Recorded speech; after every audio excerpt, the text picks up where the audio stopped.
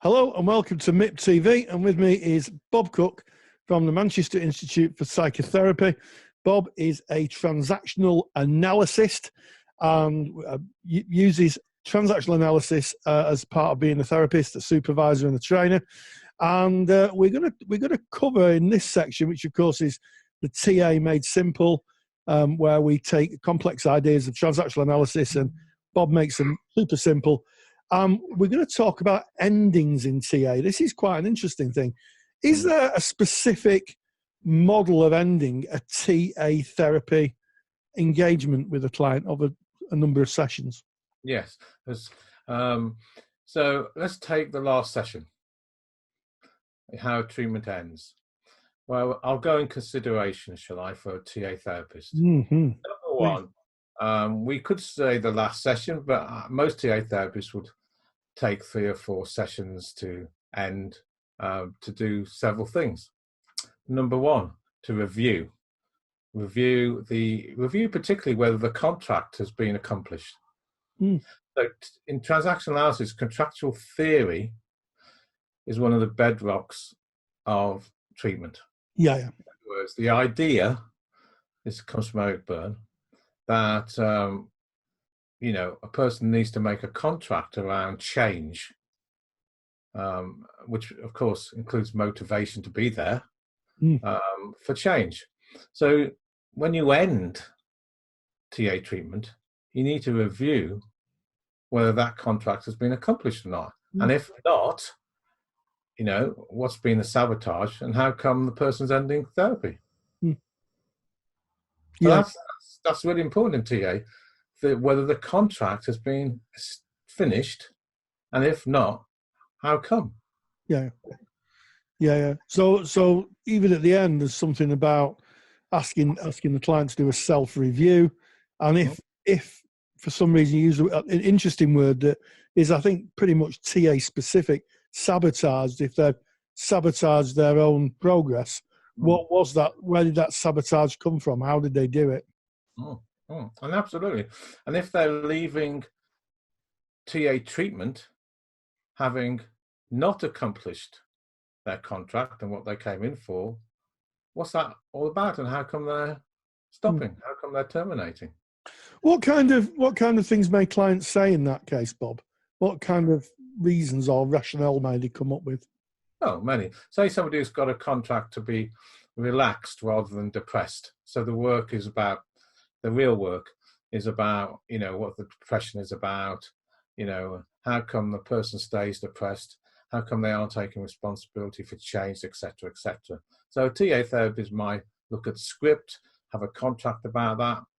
And so if, for example, well, there's several reasons why a person may actually leave without fulfilling their contract.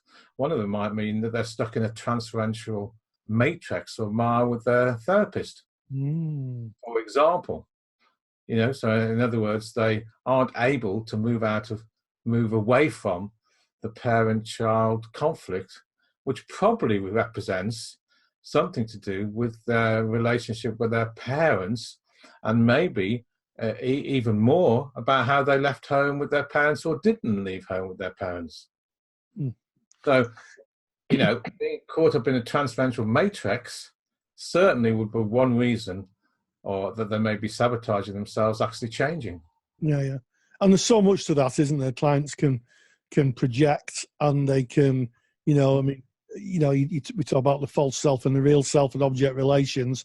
There's a whole host of theory that you could pick up on this, acting out behavior, the client being a child again because they weren't allowed to be a child, and the therapist observing that and working with it. But yeah, so transference, seeing you as some part of a relationship they've had with other people in the past.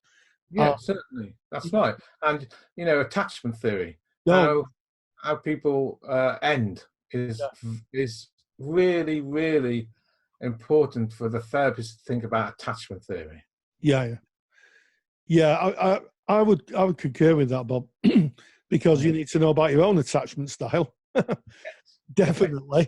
and you also need to know about others, because you can get real conflicts if you've got an I'm okay, you're not okay position.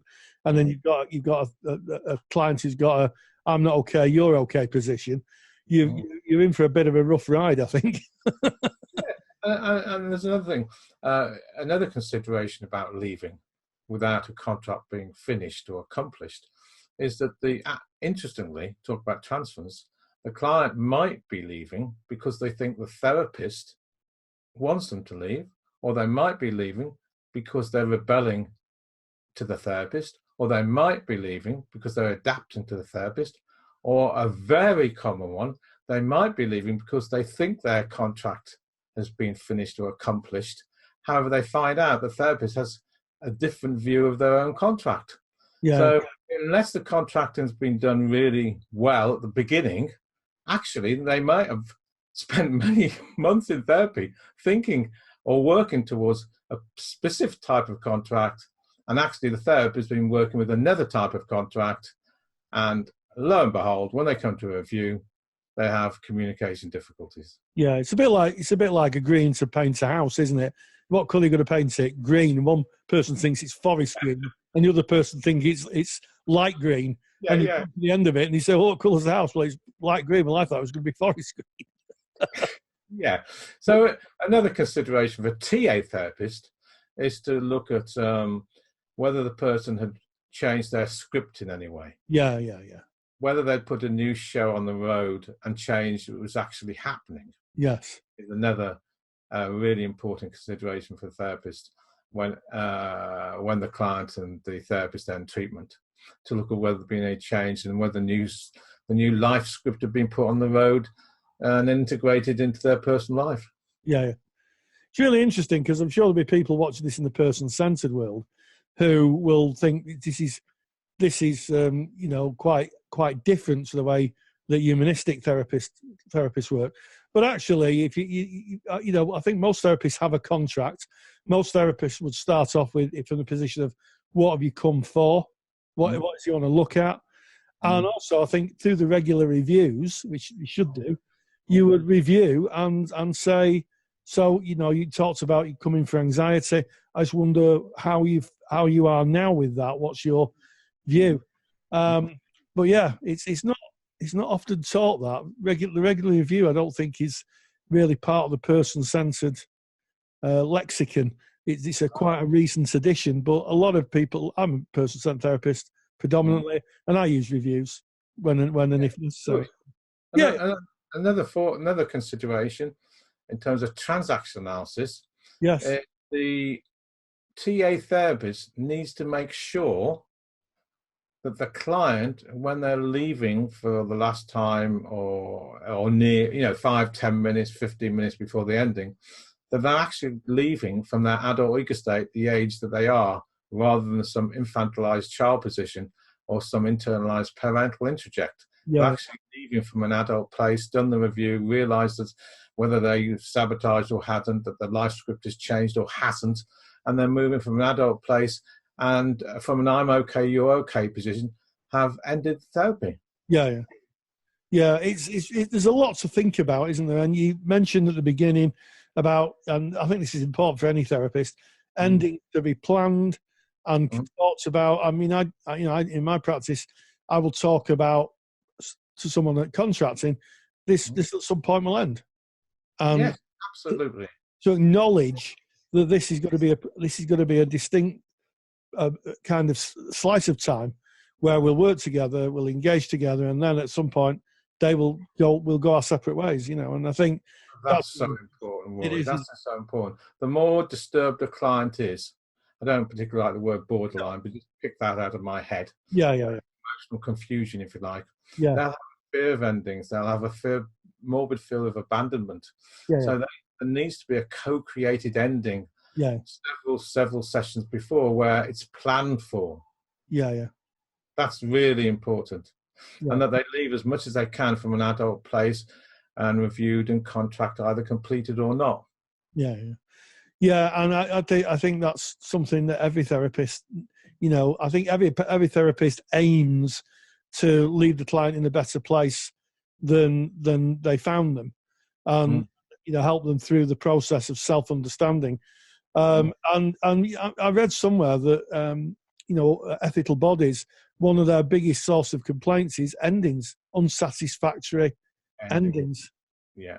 And that could be for a myriad of reasons, but they need to be talked about, in the 3, 4, 5 sessions that you've planned.